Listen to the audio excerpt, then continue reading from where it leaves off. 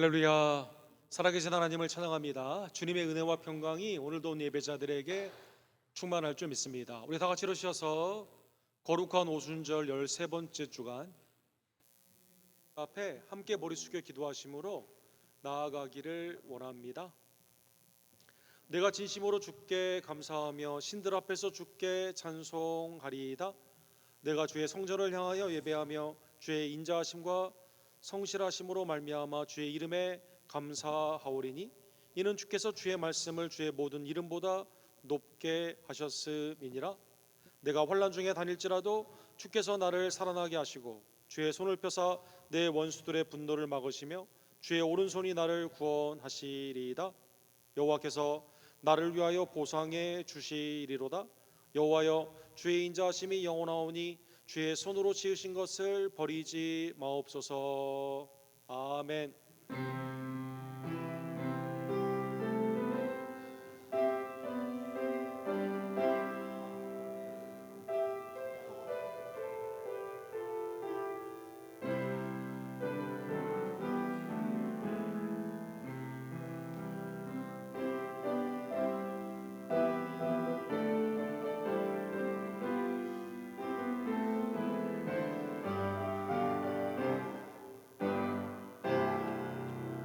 거룩하시고 감사하신 하나님 아버지, 오늘도 하나님의 전에 나와 주님의 구속받은 하나님 안의 형제와 자매들이 아버지께 그리스도의 이름으로 성령 안에서 예배와 찬미와 말씀을 통해 예배케 해주심에 모든 감사와 영광을 올려드립니다. 한 주간의 삶을 주님의 은혜 가운데 있었음을 기뻐하며, 그러나 주님 앞에 우리의 죄를 회개하고 믿음 가운데 십자가를 바라보며 아버지의 말씀에 순종하는 하나님의 복된 성화의 역사로 이 시간 우리를 변화시켜 주시옵소서. 외주와 대지의 선교지의 주일 예배를 기억하여 주시며 1부와 2부 어린이들의 예배, 각 순과 선교의 예배 가운데 하나님 이 시간 역사하여 주시옵소서. 우리의 모든 삶을 받게 합당하신 우리의 구원주 예수 그리스도의 이름으로 간절히 기도드립니다. 아멘.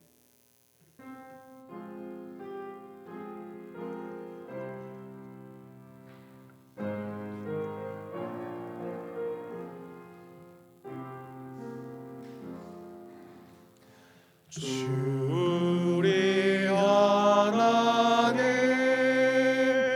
하늘에 계시니 온전한 만민 주 앞에 찬송하네.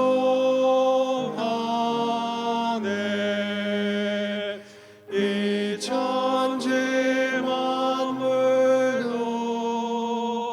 주 앞에 엎드려 그 거룩하신 이름을 늘 높이네. 주 언약하신 것 끝까지 지키니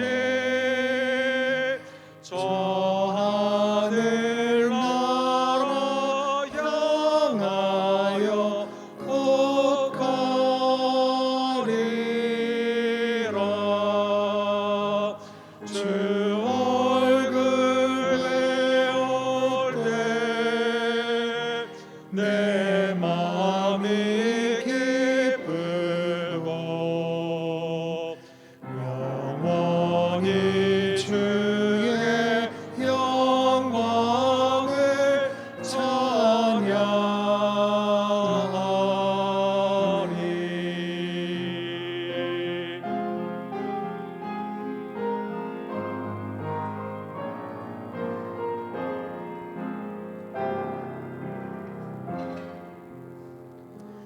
왕의 왕 되신 주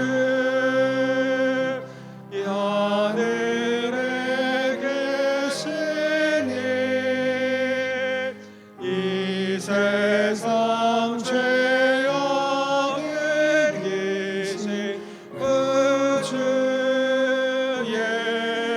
예수 저저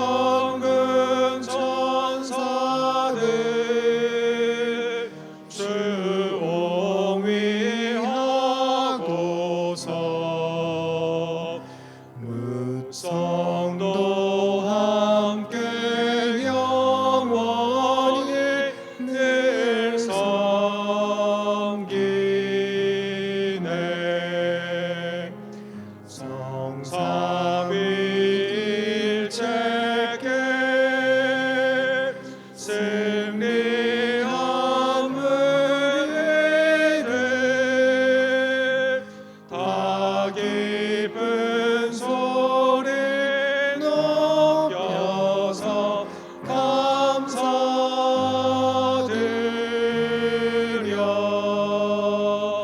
창조주 하나님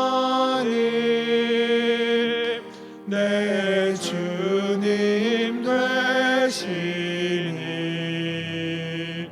주 앞에 나도 엎드려 경배하네.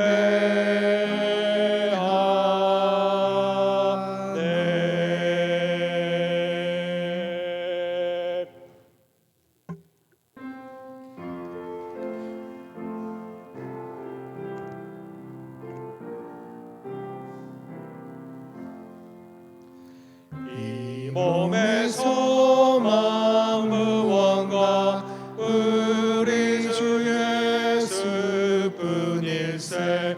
우리 주 예수 밖에는 믿으려 주 없도다. 주 나의 반석이시니 그 위에 내가 서리라. 그 위에 내가 서리라. 무섭게 바람 부는 밤 물결이 높이 설렐 때 우리 주 크신 은혜에 소망에 닿을 주리라. 주 나의 반석이시니 그 위에 내가 서리라. 그 위에 내가 서리라.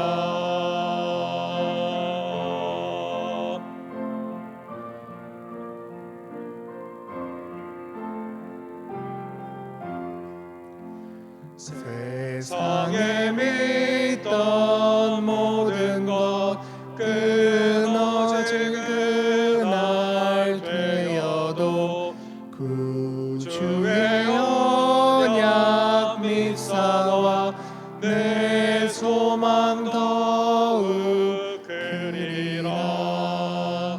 주 나의 반석이시니 그 위에 내가 서리라. 그 위에 내가 서리라. 가던 천국 올라가 하나님 앞에 배울 때 구주의 이를 힘입어 여시 바로 서리라. 주 나의 반석이시니 그 위에 내가 서리라. 그 위에 내가 서리라.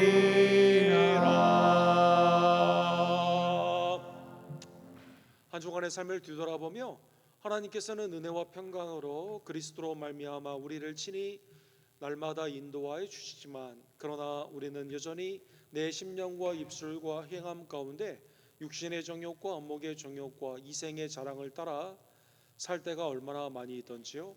하나님 이 시간 그리스도의 속량의 피를 의지하오니 나의 죄를 용서하여 주시옵소서. 함께 우리의 죄를 주님의 자비를 의지하여 고백합시다.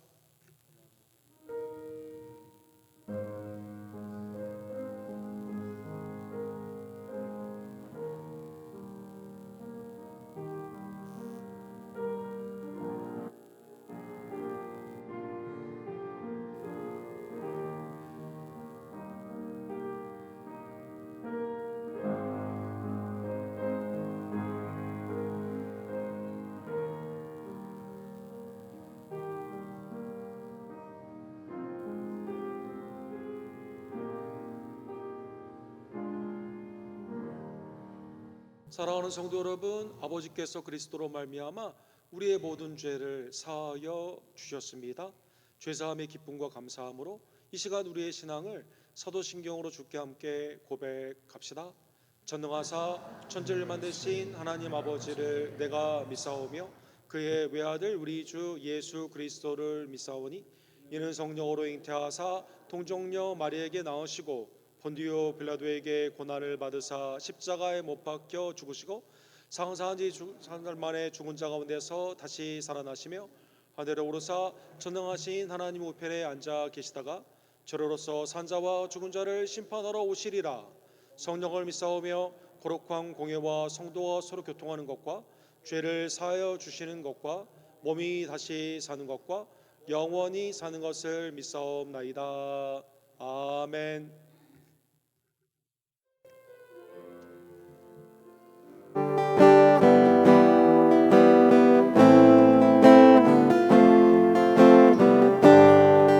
선포하라 선포하라 선하신 주 주의 인자는 영원함이라 선포하라 선하신 주 주의 인자는 선포하라 선포하라 선하신 주 주의 인자는 영원함이라 선포하라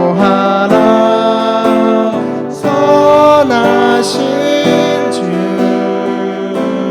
주의 인자는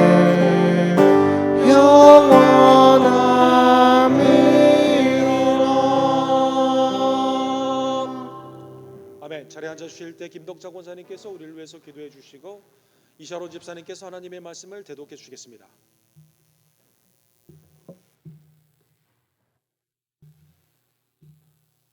다 같이 기도 드리시겠습니다. 할렐루야. 인애와 자비가 풍성하신 하나님을 찬양합니다. 주님의 날을 주셔서 하나님을 예배하심을 다시 감사드립니다. 허락해 주신 새 처소 샌 크리스토퍼 교회와 아름다운 동역을 하기를 원합니다. 이곳이 복음과 은혜가 흘러가는 통로가 되기를 간절히 기도합니다. 그리하여 오직 예수 그리스도의 말씀이 우리의 각각의 삶 속에 기준이 되어서 하나님의 선하시고 온전한 뜻, 기뻐한 뜻이 무엇인지 알아가길 원합니다. 예수 그리스도 안에 거할 때 주시는 기쁨과 평안을 맛보아 알아가는 성도들 되기를 간절히 기도합니다. 복음을 전하기 위하여 전 세계에 나가 계시는 외지와 내지의 선교사님들을 지켜주시며 조재명, 김성호 선교사님의 사역과 데이빗 김 목사님과 페루의 복음 사역에 수고하시는 김도경 선교사님과 또 델리오와 아큐나 사역자를 지켜주시고 그 복음 사역에 열매가 맺히는 좋은 소식이 오갈 수 있도록 도와주시옵소서. 8월 30일은 지난 18년 동안 우리 교회를 지키시고 인도하신 주님의 은혜에 감사하며 온 성도가 기쁨으로 준비하고 예배하며 주님의 큰 복음의 사역을 이루어가는 교회로 나갈 수 있도록 도와주시옵소서. 연약한 지체들을 치유하여 주시옵소서. 이선문 목사님과 이주 권사님 또 한규 형제와 성익고백 집사님, 황영희 집사님, 정한춘 집사님, 조교 집사님과 권현숙 권사님 오직 주님만을 의지하며 회복의 은총을 내려 주시옵소서. 우리의 자녀들이 믿음으로 양육될 수 있기를 기도합니다. 순과 선교회가 모이기를 힘쓰며 더욱더 주님 안에서 모이기를 힘쓰며 주님께서 주시는 지혜와 명철로 주님의 부르심에 합당한 삶과 오직 하나님의 말씀 안에 살 수 있도록 도와주시옵소서. 영원하신 진리의 말씀이 오늘도 선포될 때 우리의 죄를 깨닫고 회개하며 돌이켜 순종하며 감사하는 성령 안에서 하나 되고 또 거룩함을 지킬 수 있는 언덕교가 되기를 간절히 기도합니다. 오직 하나님을 경외하며 신뢰하는 우리 언덕교회, 예수 그리스도만을 사랑하는 우리 언덕교회 식구들 다 될 수 있도록 주여 축복하시고 주께서 함께 하실 것을 믿고 감사하며 이 모든 말씀 주에서 받들어서 감사히 기도합나이다. 아멘.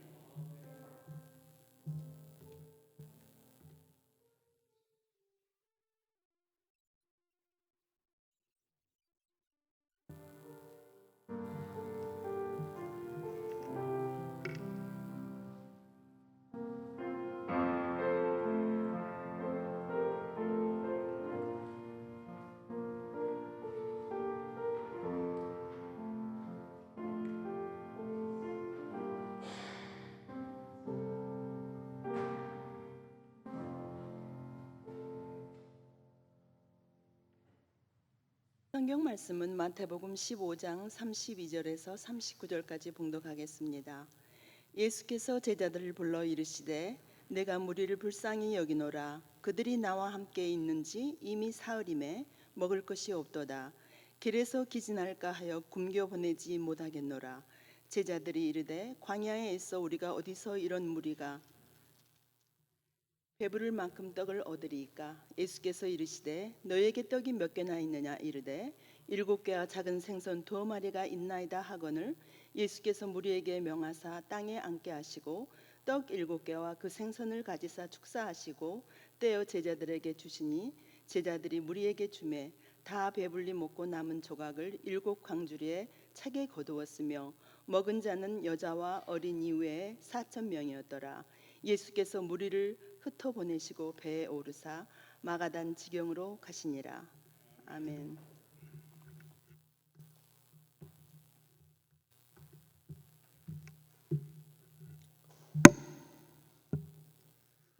빈손으로 보내시지 아니하시는 예수 그리스도의 은혜를 이 시간 함께 기도하시고 상고하기를 원합니다.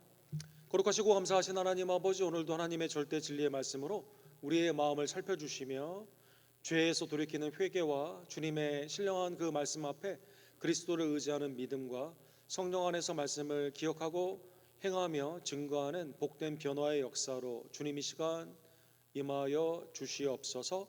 예수 그리스도의 이름으로 간절히 기도드립니다. 아멘. 인류의 역사 가운데 뛰어난 위대한 탐험가들이 많이 있습니다. 아문센 같은 사람도 볼 수가 있고, 그다음에 이제 에베레스트 산을 올랐던 힐러리 경도 생각해 볼 수가 있고, 여러 우리나라에서도 탐험가 중에 뛰어난 분들이 많이 계십니다. 그러나 인류의 역사에서 가장 위대한 탐험가로 인정을 받는 분은 어네스트 세클턴이라고 하는 그러한 분입니다.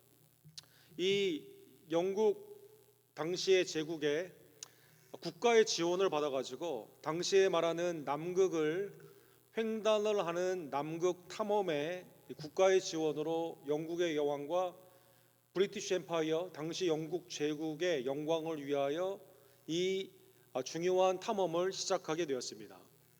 1914년에 인듀어런스라고 하는 인내라고 불리우는 이 배에 많은 사람들을 엄선을 해가지고 영국의 영광을 위해서 28명이 그 가운데 이렇게 뽑히게 되고 탐험을 시작하게 되었습니다.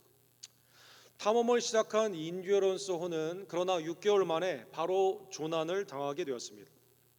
이때 보통의 당시의 탐험가들은 일정한 인원을 희생하고라도 남극을 정복하며 남극을 통과하는 것이 영국 당시의 제국을 위한 그 영광을 위한 사역이기 때문에 보통의 경우에는 당시에 그 정서에서 그냥 진행을 했을 것입니다.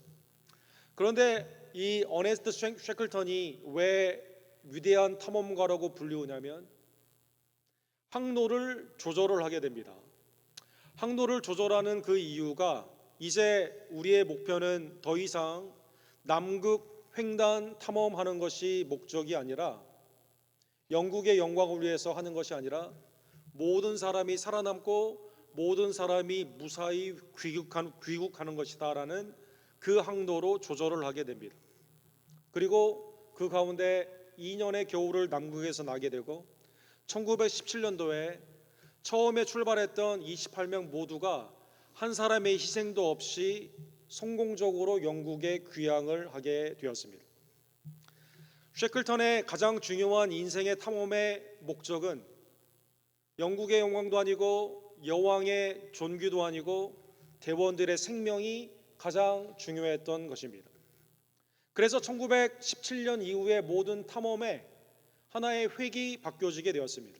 아무리 훌륭한 탐험이고 아무리 고귀한 목적을 가졌다 하더라도 인명 피해를 그 가운데 희생을 하며 성공하는 것은 아무런 의미가 없다는 것입니다. 그래서 구부능선까지 넘은 목표가 앞에 있다 하더라도 사람의 생명이 위협을 받게 되면 즉시 멈추고 내려오거나 탐험을 멈추거나 귀향을 하는 것이 그 다음에 모든 산악이나 해양이나 모든 삶 가운데 있어서의 탐험의 이 모든 경로가 이 가운데로 변화가 이루어지게 됩니다. 오늘 본문에 보면 예수님께서 굉장히 한국 정서적인 말씀을 하는 것을 우리가 볼 수가 있습니다. 오늘 본문 마태복음 15장 32절에 보면 예수님이 제자들을 불러서 무리들을 향해 이렇게 염려를 하십니다. 내가 무리를 불쌍히 여기노라. 왜 불쌍히 여기실까요? 그들이 나와 함께 있은지 이미 사흘임에 먹을 것이 없도다. 길에서 기진할까 하노라. 그렇죠? 3일 동안 예수님을 따라다녔던 무리들이 지금 먹을 것이 없는 상황에서 집으로 돌아가게 되면 33절에 보면 이 지역은 광야라고 불리웠기 때문에 가다가 기진맥진 쓰러질까 예수님이 그것을 생각하시고 불쌍히 여겨주신 겁니다. 그래서 예수님이 굉장히 한국적인 정서와 비슷하게 굶겨 보내지 못하겠노라 이렇게 말씀하십니다. 굶겨 보내지 못하겠노라. 그래서 우리나라도 우리나라의 어떤 그 좋은 전통 중에 하나가 외부에서 손님이 오면 음식을 맛있게 대접할 뿐만 아니라 갈 때 어떻게 하죠? 먹을 것을 싸줍니다. 그래서 갈 때, 그래서 우리 식구들뿐만 아니라 외부에서 멀리 있는 사람이 오게 되면 특별히 더 그렇게 하는 거죠. 우리 교회에서도 보면 애찬을 항상 먹고 항상 싸줍니다. 원하는 분이 있으면. 그렇죠. 굶겨 보내지 못하겠노라. 환대를 넘어서서 오늘 본문에 보면 무리를 향해 불쌍히 여기시는 예수님의 그 마음이 지금 광야이지만 먹을 것을 베풀고자 하는 기진맥진하에 쓰러지지 않도록 무리를 그 가운데 불쌍히 여기시는 모습이 나와 있는 겁니다. 오늘 본문 15장 앞에 배경에 보게 되면 예수님의 사역이 굉장히 포괄적인 지역을 델타 삼각형으로 가는 것을 볼 수가 있어요. 왼쪽 위 북서쪽에 있는 두로와 시돈에서 가나안 여인 개처럼 취급받는 부스레기 은혜라도 받기를 원하는 그 여인을 통해 예수님께서 그 여인의 딸을 고쳐주시는 것을 볼 수가 있습니다. 29절에 보면 예수님은 갈릴리 호수에서 사역을 하셨습니다. 산에서 사역을 하셨습니다. 그러니까 북서쪽에서 이 요단강 북쪽으로 이렇게 그 갈릴리 바다의 서쪽에 있는 그쪽으로 사역을 하신 거죠. 그 다음에 오늘 본문의 33절에 보면 동네하고는 거리가 먼 소위 말하는 윌더니스 광야라고 불리우는 데저트라고도 이렇게 번역이 되어 있는데 광야에서 오늘 본문의 사역을 하는 것을 볼 수가 있습니다. 예수님을 병 낫기를 원하거나 말씀을 듣기를 원하거나 주님 앞에 믿음으로 따라갔던 무리들이 어떠한 연회에서든지 3일 동안 함께하며 지금 먹을 것이 떨어져 있는 상황에서 예수님은 불쌍히 여겨주시고 긍휼히 여겨주시며 그 가운데 굶겨 보내지 않도록 먹을 것을 이미 작정하시고 주시기로 하신다는 것입니다. 성경에 보면 오늘 본문에 나오는 불쌍히 여긴다는 이 원어는 그 사람의 형편 가운데 내 내장, 우리 한국말로 애간장이 끓는다 이런 말이 있죠. 그 사람의 아픔과 고통을 내가 심정적으로 실제 내 물리적으로 똑같이 동정하며 함께 그 아픔을 같이 하는 심정입니다. 구약에 보면 불쌍히 여긴다는 이 단어가 구약의 주제가 되는 헤세드라는 단어로 이렇게 쓰여져 있습니다. 자비, 인애, 긍휼, 친절, 사랑, 은혜 이 단어 안에 다 들어가 있는 거죠. 대표적인 예를 생각해 보면 출애굽기 3장에 보면 모세를 이제 그 애굽의 앞잔에 있었던 이스라엘을 구원하기 위해서 호렙산에서 부르는 장면이 나와 있습니다. 하나님은 왜 430년 동안 노예의 삶이 있었던 이스라엘을 젖과 꿀이 흐르는 땅으로 인도하여 주시고 구원하여 주셨을까요? 불쌍히 여기셨기 때문이다라는 것입니다. 불쌍히 여기셨기 때문이다. 출애굽기 3장 9절과 10절에 이렇게 되어 있습니다. 이제 가라 이스라엘 자손의 부르짖음이 내게 달하고 애굽 사람이 그들을 괴롭게 하는 학대도 내가 보았으니 이제 내가 너를 바로에게 보내어 너에게 내 백성 이스라엘 자손을 애굽에서 인도하여 내게 하리라. 저 이스라엘이 괴롭고 부르짖는 그러한 상황 가운데 하나님께서 인자와 자비와 긍휼, 헤세드 불쌍히 여겨 주셔서 그들의 근심을 부르짖음을 듣고 근심을 알고 같은 마음을 품으시며 출애굽의 은혜를 허락하여 주신 겁니다. 사사기 10장 16절에 보면 암몬의 압자 안에 있었던 이스라엘이 너무 괴로워가지고 하나님께 회개하며 살려달라고 말을 하게 됩니다. 이때 하나님께서 마음에 근심하시고, 같은 단어입니다, 마음을 같이 하시고 입다라는 사사를 통해서 구원하여 주시게 됩니다. 시편 103편 13절에 보면 하나님의 성품을 불쌍히 여기시는 분이다 이렇게 표현합니다. 아버지가 자식을 긍휼히 여김같이 여호와께서는 자기를 경유하는 자를 긍휼히 여기시니라. 그렇죠? 하나님의 은혜 안에서 아버지처럼 부모님처럼 자녀의 고통을 저버리지 아니하시고 마음 가운데 불쌍히 여기시고 그들을 구원하여 주시게 됩니다. 이스라엘이 불순종하여 남유다가 바벨론으로 멸망을 했습니다. 도시는 황폐해지고 성전은 무너졌습니다. 그러나 예레미야 예가 3장 22절과 23절에 보면 예레미야를 통해 하나님의 성품을 이렇게 말씀하십니다. 여호와의 인자와 긍휼이 무궁하심으로 우리가 진멸되지 아니함이라. 이것이 아침마다 새로우니 주의 성실하심이 크시도소이다. 불쌍히 여기시는 인자와 긍휼이 어떨 때는 불쌍히 여기시고 어떨 때는 무관심하시고 이런 분이 아니라 영원 무궁하신 긍휼과 자비 가운데 나라는 망하고 성전은 이 가운데 무너졌지만 주님의 이 인자와 자비 가운데 남유다에 남아있는 사람들은 거기에 소망을 품고 주님께 나아갈 수 있는 것입니다.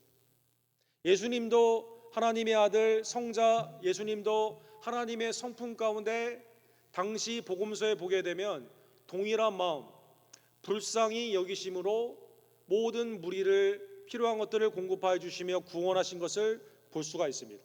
대표적으로 마태복음 9장 36절에 보면 무리를 보시고 불쌍히 여기시니 이는 그들이 목자 없는 양과 같이 고생하며 기진함이라. 그래서 주님이 어떻게 하시죠? 그들을 바라보시고 불쌍히 여기시며 먹을 것을 주시고 병들을 고쳐주시고 귀신을 내어 쫓으시며 그 가운데 말씀으로 이들이 갈 길을 목자 없는 양처럼 헤매지 않도록 하나님의 나라의 말씀으로 그들을 인도하여 주신 겁니다. 마태복음 9장과 20장에 보면 두 맹인이 있었습니다. 그런데 주님이 그들을 불쌍히 보시고 눈을 띄워주시게 합니다. 마가복음 5장에 보면 거라사인 광인, 돼지떼 2천 마리에게 귀신이 들어가야 될 정도로 군대의 귀신 가운데 그 묘소에 있으면서 이 자기 몸을 해치고 소리를 지르던 그 사람, 주님이 불쌍히시며 귀신을 내어 쫓게 하시는 것이죠. 돼지 2천 마리의 희생을 주님은 감수하고라도 이 영혼을 구원하여 주신 겁니다. 이때 마가복음 5장 19절에 보면 주님을 따르겠다고 말을 하는 이 거라사 광인에게 나음을 입은 후에 주님이 이렇게 말씀하십니다. 집으로 돌아가 주께서 내게 어떻게 큰일을 행하사, 그 다음에 매우 중요한 말씀이 5장 19절에 있어요. 너를 불쌍히 여기신 것을 내 가족에게 알리라. 야, 너 어쩌다가 이렇게 나왔냐? 예수님이 나를 불쌍히 여겨주셨어요. 여러분, 불쌍히 여겨주셨어요. 그렇죠? 귀신 들린 자에게 불쌍히 여겨주셔서 주님이 구원하여 주신 겁니다. 아들의 죽음 가운데 통곡을 하던 나인성 과부, 누가복음 7장 13절에 보면 주님이 울지 말라 하면서 불쌍히 여겨주셔서 그 아들을 살려주시게 되는 것이죠. 주님이 죄인을 불쌍히 여겨주셨을 때 하나님의 은혜 안에서 병든 자가 나음을 입고 귀신 들린 자가 온전해지며 죽은 자가 살아나게 되는 주님의 긍휼하심과 자비하심, 그 불쌍히 여기심으로 말미암아 구원의 은혜를 입게 되는 겁니다. 자, 이러한 배경에서 제자들이 내가 나를 따르는 무리들이 3일 동안 지금 나를 따랐는데 먹을 것이 없어서 굶겨 보내지 않겠다라고 말을 하게 되었을 때 제자들은 생각이 좀 달랐습니다. 33절에 보면 제자들은 이 많은 사람, 나중에 보면 남자만 4,000명, 아이들이나 여인들을 포함하게 되면 적어도 10,000명 정도 예상이 되는 이러한 사람들을 어떻게 먹일 것인가? 제자들은 현실에 있어서 계산이 매우 빨랐습니다. 광야에 있어 우리가 어디서 이런 무리가 배부를 만큼 떡을 얻으리까? 이거는 불가능하다라는 것입니다. 그래서 오병이어의 기적이 있었던 그 기적의 자리에도 남자만 5천 명 아닙니까? 이때 빌립이라는 제자가 계산을 빨리 하죠. 이 사람들 조금만 먹게 한다 하더라도 얼마나 필요해요? 200데나리온이 필요하다, 이렇게 계산을 합니다. 현실적인 계산이에요. 지금 우리에게는 200데나리온이 없습니다. 더군다나 광야이기 때문에 어디서 이것을 살 수도 없어요. 불가능한 상황이다라는 것입니다. 제자들은 아마 예수님이 굶겨 보내지 않기를 원하는 그 결단 가운데 오병이어의 기적이 있었기 때문에 그러면 주님이 기적을 베푸시는가 보다라고 기대하기보다는 그때는 그때였고 지금의 현실 가운데는 불가능하다라고 그들은 생각한 것입니다. 제자들 뿐이 아닙니다. 구약에 보게 되면 모세도 그랬습니다. 모세가 민수기 11장에 보면 모세를 따라 광야를 지나던 이스라엘 백성들이 원망을 하기 시작합니다. 먹을 것이 없습니다. 애굽에는 고기가 있었고 부추가 있었고 그 가운데 마늘이 있었고 그 다음에 그 큐컴버 뭐죠? 이런 것들이 많이 있었습니다. 그렇죠? 먹을 게 굉장히 많이 있었어요. 그래서 애굽에 있었으면 노예 생활이기 때문에 먹는 것은 적어도 해결이 됐습니다. 그 지금은 먹을 게 없기 때문에 모세를 향해 원망을 하며 다시 애굽으로 가고자 합니다. 이때 하나님께서 걱정하지 말라고 말을 하죠. 내가 고기를 주겠다라고 말씀하여 주시게 됩니다. 이때 모세가 뭐라고 말을 했을까요? 민수기 11장 21절에 보면 나와 함께 있는 이 백성의 보행자가 60만이온데, 그렇죠? 우리나라 대한민국 군대 숫자와 비슷해요. 남자만. 그러니까 여자와 아이들까지 하게 되면 약 200만 명 이상을 보수적으로 보게 됩니다. 그러면 200만 명 이상에게 고기를 준다? 계속 한 번도 아니고 한 달 광야를 지나는 이 모든 기간 동안에 고기를 준다? 한 달만 친다 하더라도 모세가 이렇게 불평을 하죠. 그들을 위하여 양떼와 소떼를 잡은들 조카오며 바다의 모든 고기를 모은 줄 조카오리이까. 그렇죠. 모세가 오늘 본문에 보면 상당히 과장을 많이 했어요. 바다의 모든 고기를 다 하면 뭐 죽어도 남죠, 사랑하는 성도 여러분. 근데 이제 모세가 너무 현실이 다급하다 보니까 이거는 불가능합니다, 이렇게 모세가 이렇게 말을 하는 거죠. 예수님을 가장 많이 예표하는 구약의 중보자였던 모세도 그렇게 말을 했다라는 것입니다. 불가능합니다. 제자들도 똑 조금만 준다 하더라도 광야인데 이거 불가능합니다. 오병이어 기적 때도 우리 가진 거 200데나리온도 안 되는데, 그렇죠? 이거 불가능합니다. 그리고 웨스트민스터에서 오랫동안 이 목회 심리학 강의를 하시다가 2019년에 소천하신 데이빗 폴리슨이라는 우리 교수님이 계십니다. 이분이 이제 기독교 상담학에 획을 그은 아주 중요한 분인데, 이분이 쓰신 Seeing with New Eyes라는 그 책이 있습니다. 성경적으로 다시 보기, 한국어로도 번역이 됐는데, 성경에 보면 죄인인 우리들은 어떤 하나의 사건 앞에 지금 제자들, 모세 다 예수님을 따라가는 사람들이잖아요. 구약의 하나님의 뜻 가운데 살아가는 사람들 아닙니까? 믿지 않는 사람 말고 주님을 믿고 따라가는 사람들도 오늘 본문에 보면 죄성 가운데 우리의 생각하고 말하는 것들이 왜곡이 돼서 이 가운데 하나님의 일을 그르칠 때가 많다는 것입니다. 네 가지를 특별히 죄인인 우리들이 하나님의 은혜를 깨닫지 못하고 그 가운데 현실의 문제가 부딪혔을 때 하나님의 말씀, 하나님의 은혜를 왜곡하는 네 가지의 죄성의 구부러짐이 있습니다. 첫 번째는 부족함의 극대화다라는 것입니다. 부족함의 극대화, threat amplification, 이렇게 말하고 있습니다. 내 현실이 너무 크게 보이는 겁니다.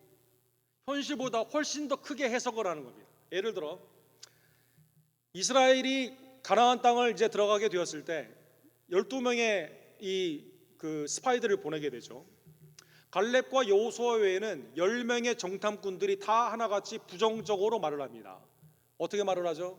가나안 사람들은 키가 커가지고 그 앞에는 메뚜기와 같다.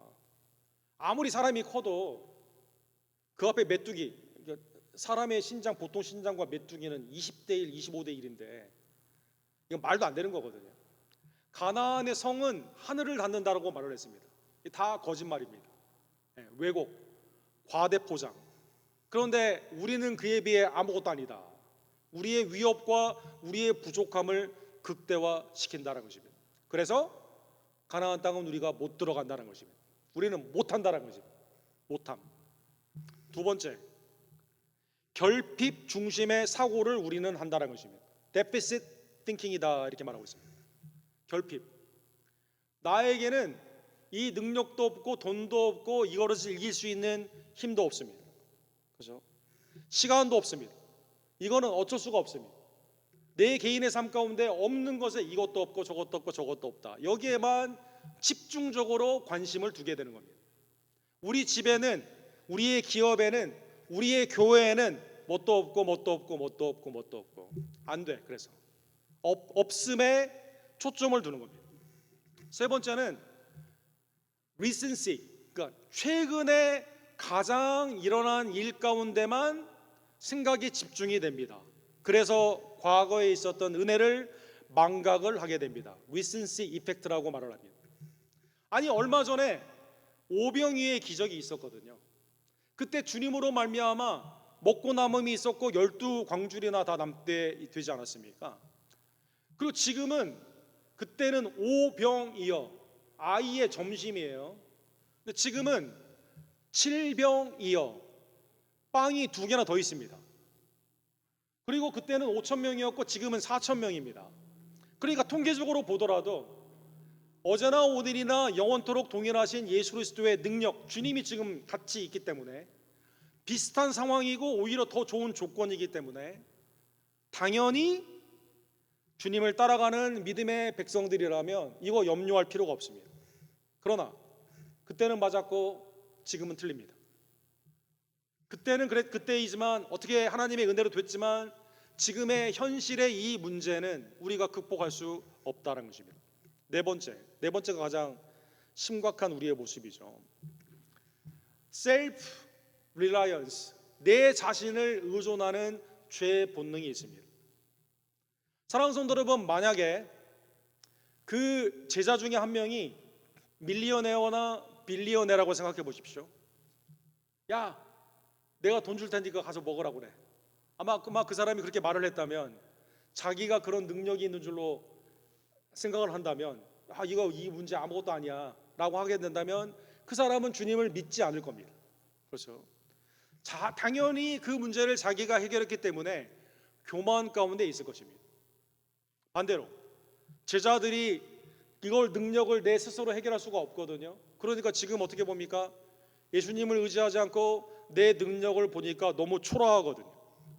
그래서 그 가운데 오히려 열등감과 비굴함 가운데 나는 이거를 해결할 수 없다는 생각을 하게 되는 겁니다. 현재의 고통을 과거의 은혜로 지금 해석하는 것이 아니라 과거의 은혜는 잊어버리고 지금 내가 이것을 할 수 없는 그러한 상황에서 해결할 수 있는 자는 교만하게 되고 해결할 수 없는 자는 비굴하게 되는 그러한 모습으로 나아가게 되는 겁니다. 하나님을 의지하기보다 내 자신을 보는 겁니다. 없는 것에 집착하며 부족함을 극대화시키며 은혜를 망각하며 자기의 의, 내 힘과 능력을 의지하는 그러한 상황에서 제자들은 이거 못한다, 결론, 우리는 아무것도 할 수 없다라는 결론을 내게 된 겁니다. 사랑하는 성도 여러분, 그런데 여기에 전환이 있습니다. 예수님은 제자들은 우리에게 없다는 것에 관심을 두었지만 주님은 이미 너희에게 있는 게 뭐냐라고 질문을 하게 됩니다. 34절에 보면 예수께서 이르시되 너희에게 떡이 몇 개나 있느냐 이르시되 7개와 작은 생선 2마리가 있나이다. 제자들은 처음에 이거 있다고 말하지 않았어요. 없는 것처럼 말을 했습니다. 못한다고 말을 했습니다. 이건 해결할 수 없다라고 이미 결론을 내렸습니다. 그런데 주님은 없는 것에 관심을 두는 것이 아니라 너희에게 있는 게 뭐냐라고 질문을 한다는 것입니다. 출애굽기 4장 2절에 보면 바로에게 가야 되는 주님의 부르심을 받은 모세가 나는 말을 못해요. 못 갑니다. 그리고 나 이스라엘 백성들 구원할 수 있는 능력도 안 돼요. 그리고 하나님이 나를 부른 사람들을 스스로 있는 자가 나를 보냈다고 하면 사람들이 믿을까요? 이거 못합니다. 이렇게 말을 합니다.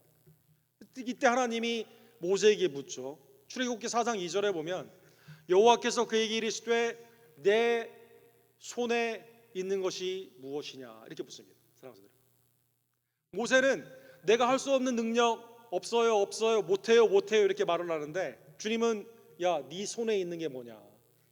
그가 이르되 지팡이니이다. 주님이 어떻게 말씀하시죠? 지팡이를 던져보라고 말을 하게 됩니다. 지팡이가 뱀이 됩니다. 사랑하는 분들, 주님은 미디안에서 40년 동안 광야 가운데 있었던 그 목자로 가지고 다녔던 그 지팡이, 너에게 있는 그것이 무엇이냐?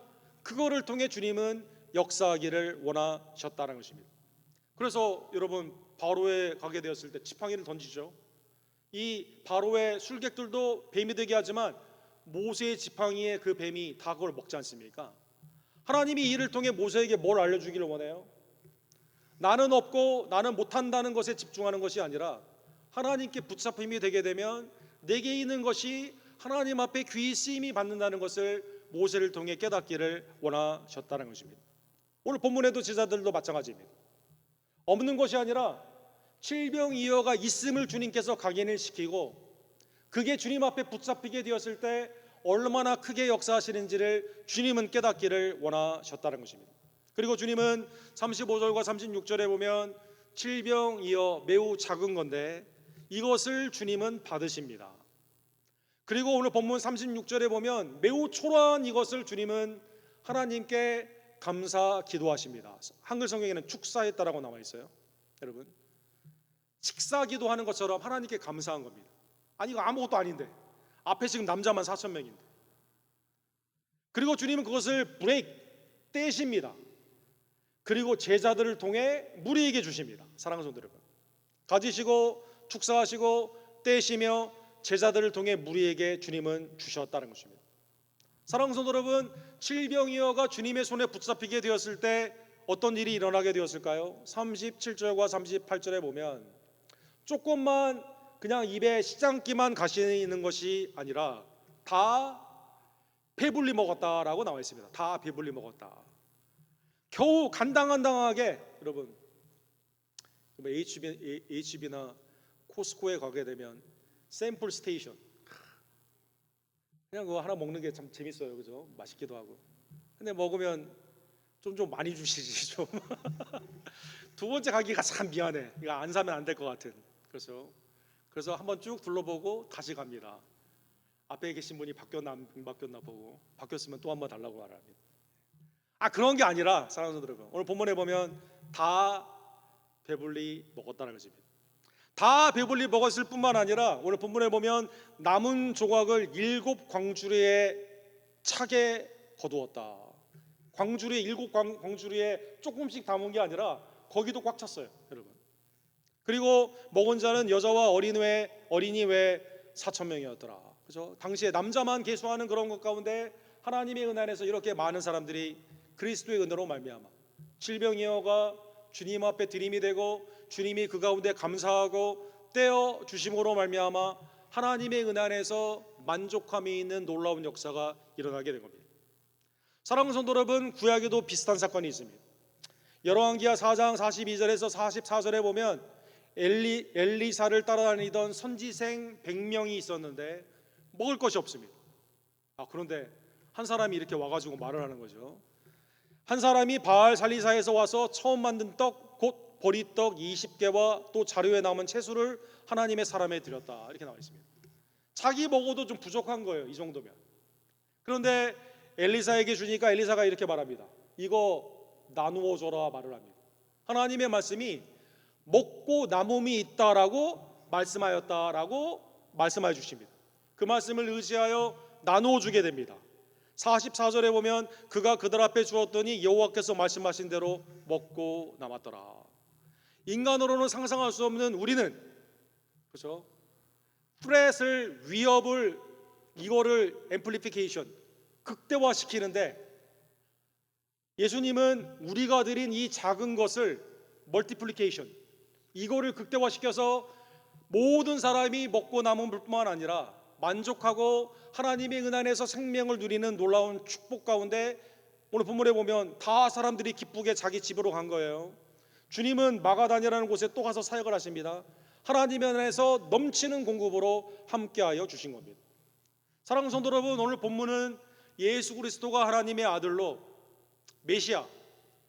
메시아에게 나오게 되면, 메시아와 함께 있게 되면 하나님의 은혜 안에서 부족함이 없고 풍성한 은혜 가운데 우리에게 공급하여 주시는 메시아의 메시아닉 뱅퀴트, 하나님의 연회의 말씀의 성취가 오늘 본문의 사건의 중심이 됩니다. 이사야 25장에 보면 메시아가 이 땅 가운데 역사하시는 그날, 한 사람의 메시아를 통해 이사야 25장 6절에 보면 만군의 여호와께서 이 산에서 만민을 위하여 기름짓건과 오래 저장하였던 포도주로 연회를 베푸시나니 곧 골수가 가득한 기름진 것과 오래 저장한 맑은 포도주로 할질 것이며, 하나님의 나라에 메시아를 통한 큰 잔치가 벌리게 됩니다.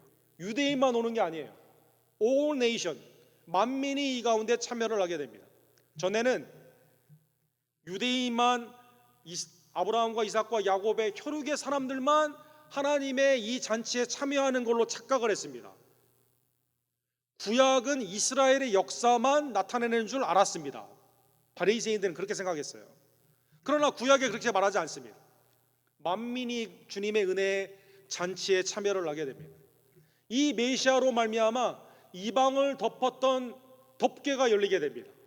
더 나아가 이 메시아로 말미암아 이 잔치는 영원한 잔치입니다. 여러분, 계시록에 보면 그래서 천국을 어린 양의 혼인 잔치다 이렇게 말을 하죠. 그래서 이사야 25장 8절에 보면 이 메시아닉 뱅퀴트에 사망을 영원히 멸하실 것이라, 메시아가 사망을 완전히 제하십니다. 주 여호와께서 모든 얼굴에서 눈물을 씻기시며 우리의 눈물을 주님께서 닦아주십니다. 자기 백성의 수치를 온 천하에서 제하시리라. 우리의 모든 죄와 허물을 주님께서 정결케 하여 주시게 되는 겁니다.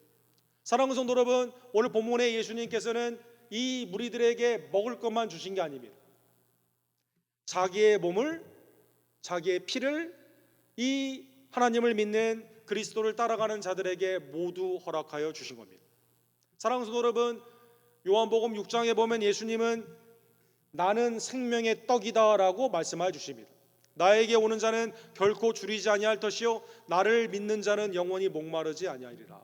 영원한 생명의 양식과 영원한 참된 음료가 곧 예수 그리스도이시다라는 것입니다. 마태복음 26장 26절과 27절에 보면 주님은 새 언약의 성찬식에 그 은혜를 제자들에게 주실 때 이렇게 말씀하십니다.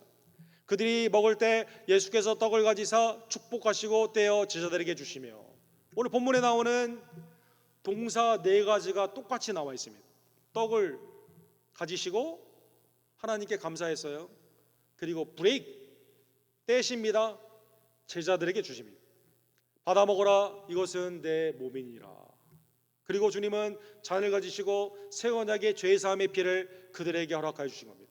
즉 오병이어와 칠병이어의 기적은 궁극적으로 예수 그리스도 안에서 주님을 믿는 자에게 주시는 영원한 양식, 하나님의 은혜 가운데 영원한 우리에게 주시는 그 생명의 은혜를 주님께서 우리에게 허락해 주시는 예표의 사건이 되는 것입니다.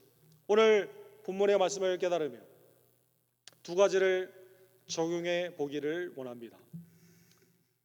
우리의 만족감은 그러한 의미에서 첫 번째로 오직 예수 그리스도께 만족함이 있습니다.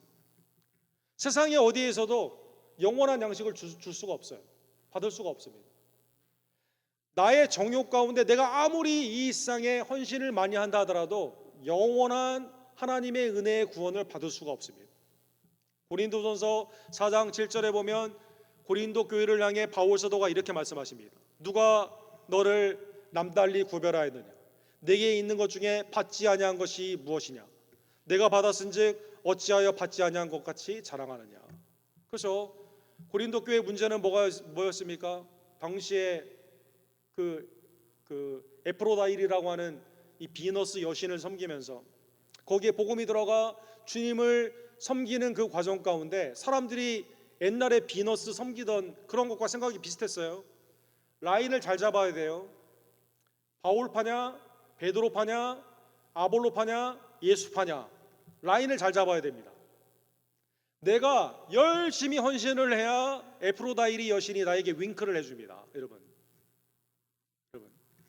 내 삶을 온전히 쥐어짜야 그 가운데 나의 만족을 성취를 할 수가 있습니다.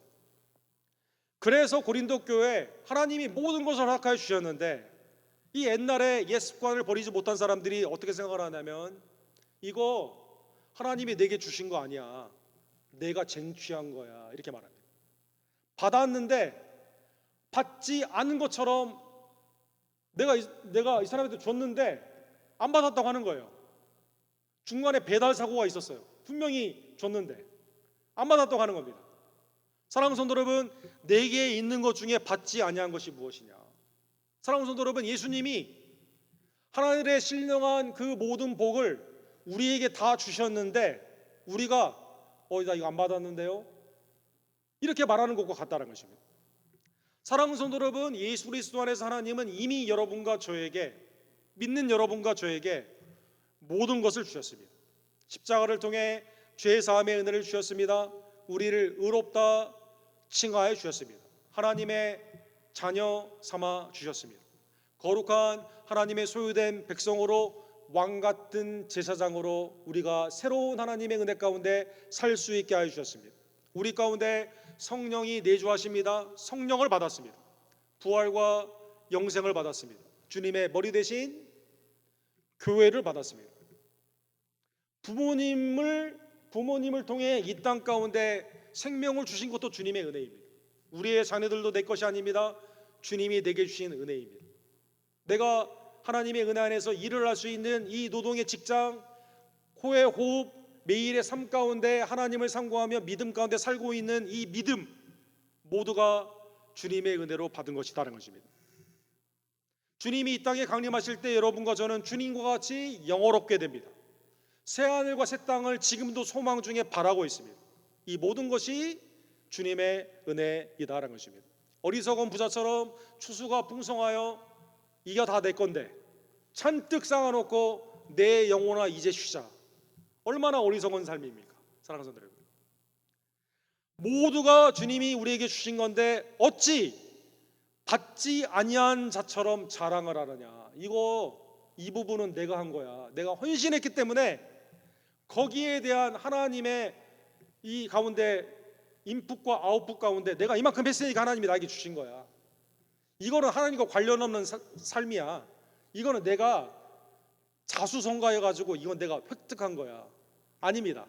모두가 하나님의 은혜 가운데 그리스도께서 우리에게 허락하여 주신 것이다라는 것입니다. 그러므로 사랑하는 성도 여러분, 우리는 예배를 드릴 때 하나님이 무엇이 부족한 양 내가 주님 앞에 무엇을 더한다라고 착각하기가 쉽습니다. 아닙니다.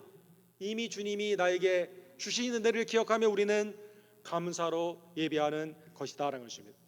오직 예수 그리스도로 말미암아 부하든지 가난하든지 건강하든지 약하든지 삶 가운데 풍성하든지 비천하든지 그리스도로 말미암아 만족하는 우리 언덕교회 백성들 되기를 주님의 이름으로 간절히 축원합니다. 두 번째로는 주님이 우리에게 주신 것이 분명하기 때문에 하나님이 내게 주신 이 은혜를 제자들이 주님에게 받아가지고 우리에게 준 것처럼 여러분과 저에게 위탁하신 이 하나님의 놀라운 공급의 은혜를 거저받았기에 거저주는 주의 백성들 되기를 간절히 원합니다. 다윗은 그의 생애 가운데 많은 부귀 영화를 누릴 수가 있었을 것입니다. 그러나 그가 깨달은 게 있습니다. 시편 37편에 보면 25절과 26절에 이렇게 말을 합니다. 내가 어려서부터 늙기까지 의인이 버림을 당하거나 그의 자손이 걸칙함을 보지 못하였도다. 바울이 깨달은 게 있어요. 하나님을 믿고 따라가는 자, 신약으로 말을 하면 예수님을 믿고 따라가는 자 중에 주님을 따라갔기 때문에 인생이 실패하고 삶 가운데 자녀들이 어디 가서 먹을 것을 구해야 되는 그러한 형편에 있었던 자 본 적이 없다라는 것입니다. 네. 아무리 목회자나 선교사나 주님의 부르심을 받은 그 삶 가운데 주님을 따랐기 때문에 내가 무엇이 있느냐, 뭘 내려놓았기 때문에 내 형편이 안 좋아져서 걸칙하는 그런 경우 보신 적 있으세요, 여러분? 네. 적어도 저는 본 적이 없습니다. 주위에 있는 대부분의 거의 100%의 모든 주님을 따르는 사람들이 주님을 따랐기 때문에 내 인생이 망가졌다고 하는 사람 본 적이 없습니다. 사랑하는 여러분, 그런 표정이 아멘이 없으시고, 목사님 조금만 기다려 보세요. 목사님도 사랑하는 여러분, 그는 종일토록 은혜를 베풀고 구워주니 그의 자손이 복을 받는도다. 사랑하는 여러분, 반대입니다. 걸식하는 게 아니라 은혜를 나눠줍니다. 자녀가 복을 받습니다. 사랑하는 성도 여러분, 사랑하는 성도 여러분, 바울 사도는 고린도 후서 4장 7절에 보면 우리는 질그릇같이 매우 약하죠. 그런데 이 질그릇 안에 보배를 가지고 있습니다. 보배, 예수 그리스도를 모시고 삽니다. 심히 큰 능력은 하나님께 있고 우리에게 있지 않음을 깨닫게 하시는 겁니다.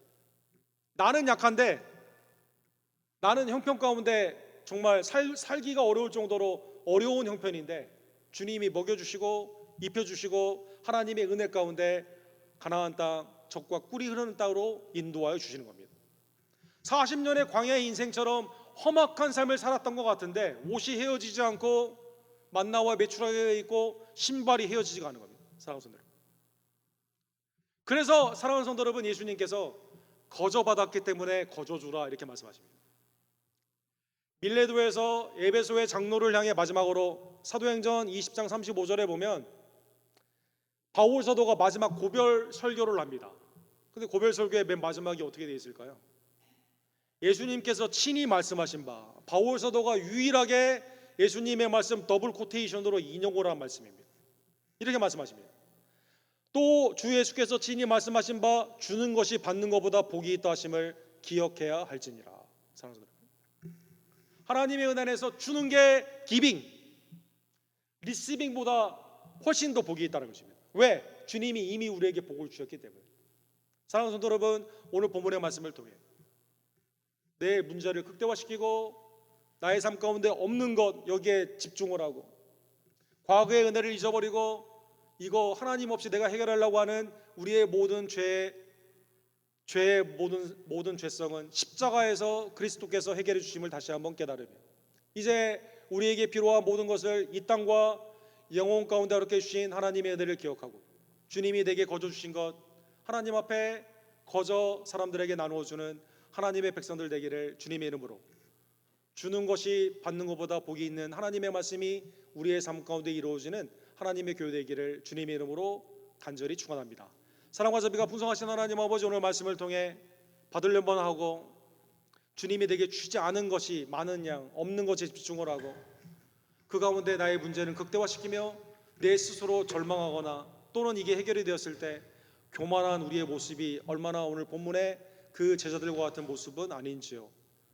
이러한 우리의 죄를 위해 십자가에서 피를 흘려주시며 우리에게는 오히려 그 몸을 지켜주시고 생명의 몸과 피를 구원으로 허락해 주시는 주님의 놀라운 은혜에 진심으로 감사와 영광을 올려드립니다. 거저받았으니 거저주라. 주님의 명령 앞에 주는 것이 받는 것보다 복이 있음을 깨달으며 하나님의 은혜가 내게 족함을 깨닫고 이제 주님 앞에 드림과 주의 나눔이 풍성한 하나님의 복된 교회가 될 수 있도록 주님 역사하여 주시옵소서. 우리의 약함 가운데 강함이 되시고 질그릇 가운데 보배가 되시는 예수 그리스도의 이름으로 간절히 기도드립니다. 아멘. 주신 말씀 기억하시면서 주님 한 분만으로 나는 만족해. 우리 함께 찬드립시다.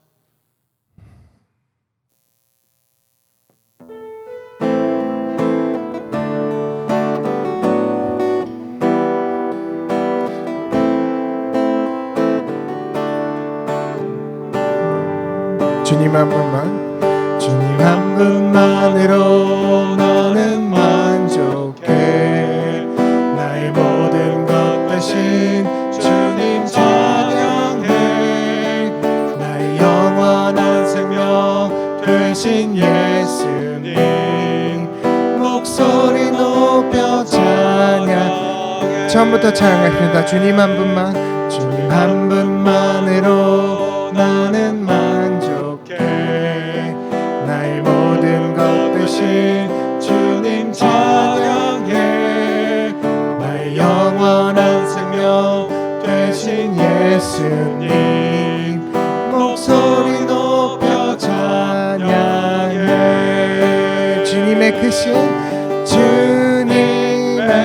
크신 사랑 찬양해. 나의 힘과 능력이 되신 주 나의 모든 삶 변화되었네. 크신 주의 사랑 찬양해. 한 번 더 주님 한 분만으로 나는 만족해. 나의 모든 것 대신 주님 찬양해. 나의 영원한 생명 되신 예수님 목소리 높여 찬양해. 주님의 크신 사랑 찬양해.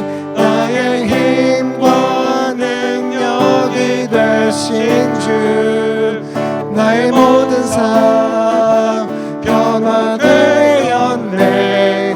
크신 주의 사랑 찬양해. 주님의 크신 사랑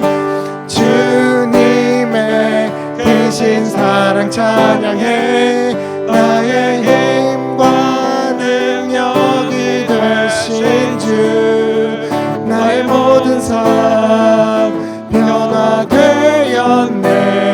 크신 주의 사랑. 자, 우리 마지막으로 찬양하겠습니다. 주님의 크신 사랑 찬양해. 나의 힘과 능력이 되신 주 나의 모든 삶 변화되었네. 크신 주의 사랑 찬양해. 크신 주의 사랑 찬양해. 하나님 내게 베푸신 모든 하나님의 은혜를 이 시간 마음판에 새기고 기억하며 주님 앞에 드리는 나의 감사의 예물이 하나님께 연락되기를 원합니다. 기도하시고 준비한 예물을 기쁨으로 드립시다.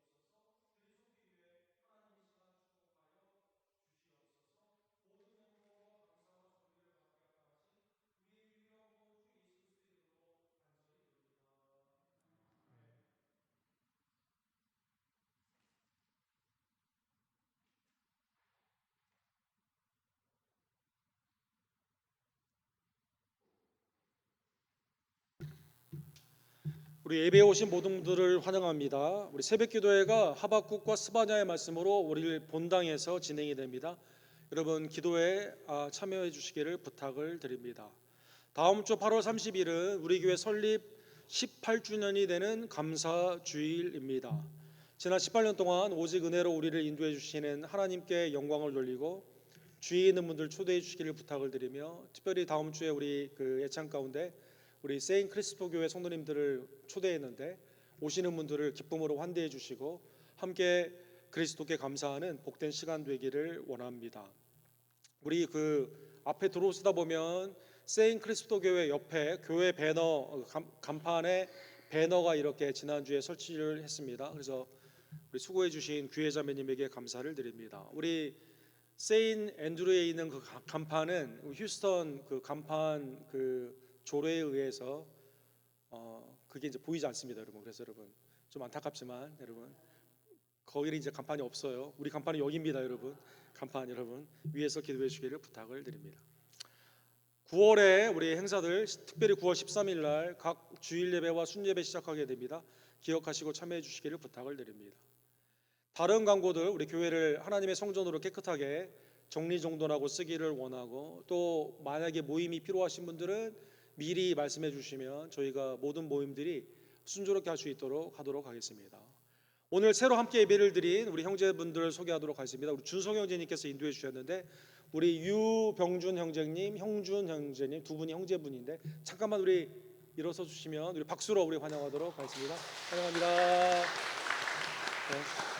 우리 다 같이 일어서서 이산지를 내게 주소서. 우리 마지막 찬양 부르시고 축도로 오늘 예배를 마칩시다.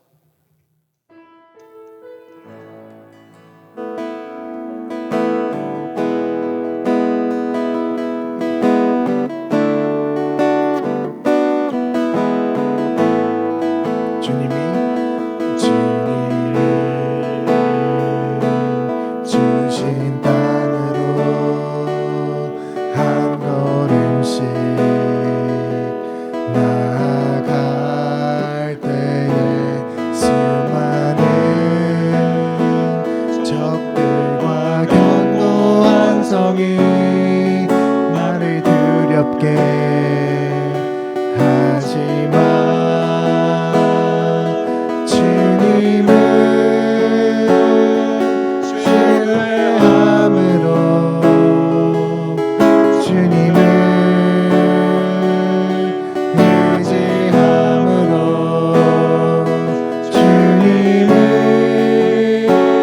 주시는 담대함으로 큰 소리 외치며 나아가네.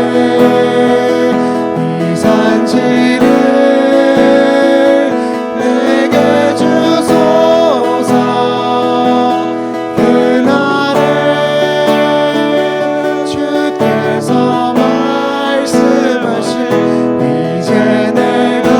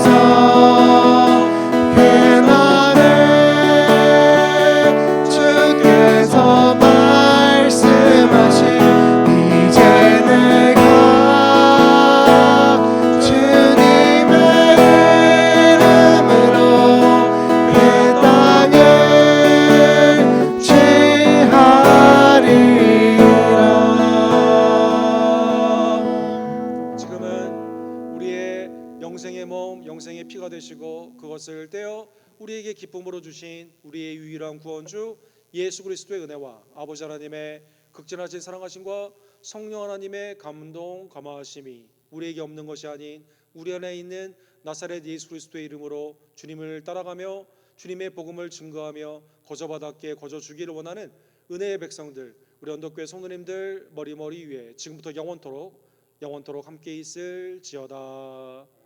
아멘.